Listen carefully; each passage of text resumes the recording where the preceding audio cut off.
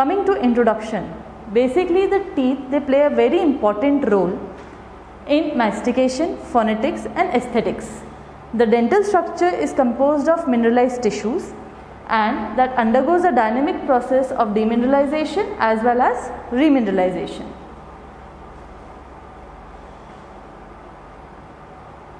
So in response to various chemical challenges and mechanical adversities, an irreversible loss of mineral components of dental tissues occur. However, in most cases, a combination of factors, they result in tooth surface loss and it poses a diagnostic and etiological challenges.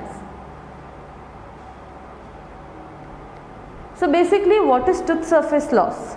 The tooth surface loss or tooth wear, it refers to pathological loss of the tooth tissue by disease process other than dental caries. So approximately the 25% of tooth destruction is basically caused by dental other diseases or non-carious lesions of the tooth except for dental caries. So etiology, we can say what are the various factors that can cause tooth surface loss. These can be atresion, erosion, abrasion, effraction, non-hereditary enamel hypocalcification, dentine hypoplasia, dentine hypocalcifications, fracture lines, amelogenesis imperfecta and dentinogenesis imperfecta.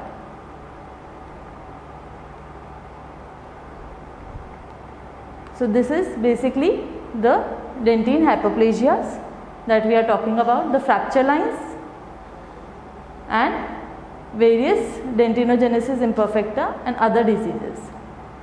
So coming to atresion, the atresion is defined as loss of enamel, dentine or restoration by tooth to tooth contact. Basically the atresion occurs when teeth to teeth, they are continuously in contact. So it is basically defined according to Studwins as mechanical wear of the incisal or occlusal surface as a result of functional or parafunctional movements of mandible. So this is basically we can say atresion where the incisal edges they are worn off. Some we can say that it is age dependent, continuous process and it is usually physiological. So restorations are only needed if the following situations are there, like if there is loss of vertical dimension, if there is progressive loss of tooth structure compromising the eating ability, if caries is present or if the tooth is cracked or endodontically treated. So basically what is the restorative treatment in such modalities? In less severe anterior wear, it can be treated by just adhesive composite restorations. If the wear is more severe, a number of treatment modalities are there, either covering the tooth with bonded porcelain veneers, these are the composites, like bonded composite veneers, or metal restorations in posterior teeth, or restorations with the help of crown and bridges like this. We can cover the incisal surfaces or occlusal surfaces of the teeth. So what atresion can cause? The atresion it can cause dentine hypersensitivity.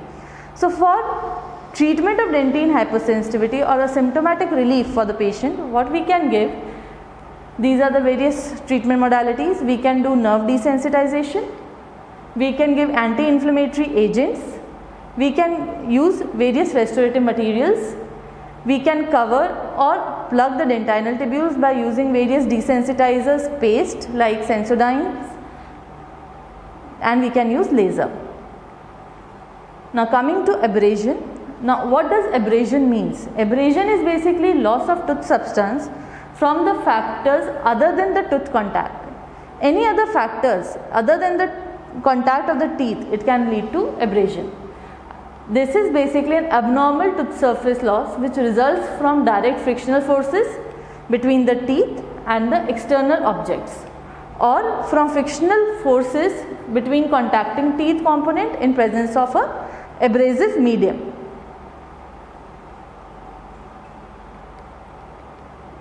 So various causes, it can be toothbrush trauma, you can see here,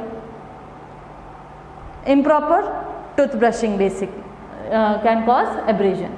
or toothpaste abuse, like use of herbal toothpaste, it can also lead to abrasion. Occupational related, like carpenters or shoemakers, it may also result in this notching appearance of the incisal edges, and because they hold the bobby pins in there between the teeth, so it can also lead to abrasion. Habitual pipe smoking, especially it is also known as depression abrasion. Improper flossing can also lead to abrasion. So various clinical signs and symptoms of abrasion, these are either surface of the lesion is extremely smooth and polished. It has less plaque as compared to other teeth, and the caries activity is also very less. Probing or stimulating this lesion can result in pain, sharp shooting pain. Hypersensitivity may be intermittent in characters which are appearing or disappearing at occasional or frequently repeated periods. So various treatment modalities are: first, diagnosis is very important in cases of abrasion. Then comes detailed history, whether the abrasion is associated with either any occupation or just during paste, using toothbrush and paste. Then avoidance or contraction of the causes should be done, and institution of proper oral hygiene measures should be given. So if the lesion are multiple and they are shallow, if they are not exceeding a depth of 0.5 mm, then we need not to restore them. We just have to give a symptomatic relief like hypersensitivity, dentine hypersensitivity paste. If it exceeds more than 0.5 mm into dentine, restoration should be performed. So restoration is indicated if there is caries, if there is sensitivity, if it is aesthetically objectionable to the patient, like patient is not happy with the teeth, then if it contributes to any other periodontal problems, or if it is affecting the other teeth, and the depth of the defect if it is very close to the pulp of the tooth. So various restorative materials which are used to treat abrasions are GICs, like type 9 GICs. Light cured GIC is also a good modality. Then compomers, which are polyacid modified composites. Now coming to erosion. Basically erosion is a loss of the tooth surface by chemical action with continued presence of demineralizing process.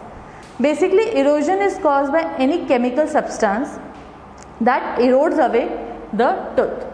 So basically it is a loss of dental hard tissues by chemical action which are not involving any bacteria.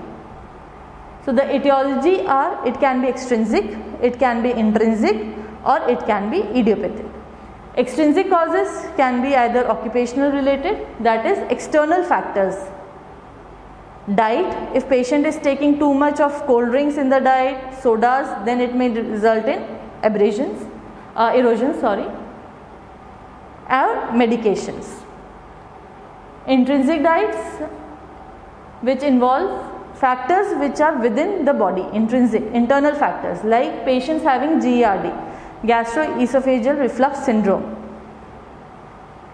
Eating disorders, like in patients with bulimias, and salivary hypofunctions.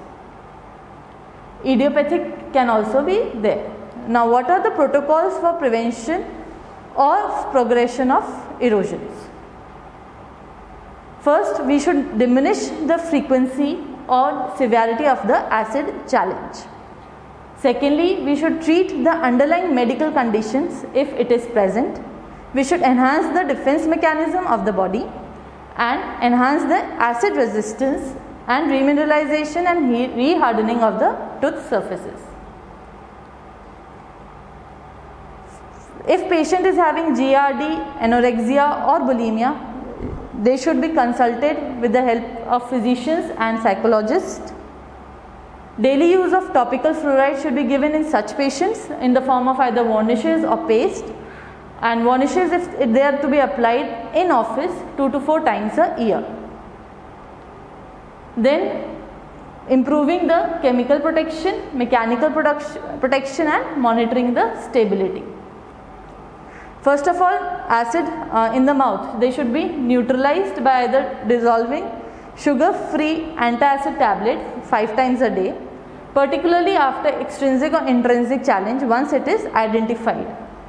Secondly, dietary components, hard cheese should be held in mouth after every acidic challenge.